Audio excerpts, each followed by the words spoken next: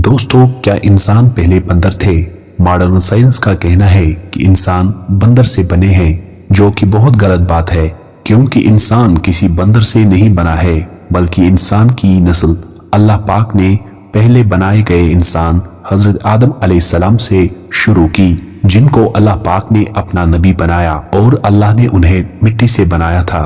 सबसे पहले अल्लाह पाक ने जिस इंसान को जमीन पर भेजा वो हजरत आदम अलैहिस्सलाम को भेजा। अल्लाह पाक ने हजरत आदम को एक बीवी भी अता की जिसका नाम हवा था, जिसको अल्लाह पाक ने हजरत आदम की पसली से पैदा किया और उन दोनों से इंसानों की नस्ल चली। हर एक इंसान आदम की नस्ल में से है, तो खुद को किसी जानवर का बेटा या बेटी कहना बिल्कुल बेवकूफी है। इंसान की नस्ल किसी बंदर से नहीं चली है, बल्कि इंसान की नस्ल इंसान से ही चली है। अल्लाह पाक न झूठ बोलता है और न झूठ बोलने वालों को पसंद करता है। झूठ बोलने वालों के लिए अल्लाह ने काली आग का इंतजाम कर रखा है, इसलिए खुद को किसी बंदर का बच्चा कहने से दूर रहें।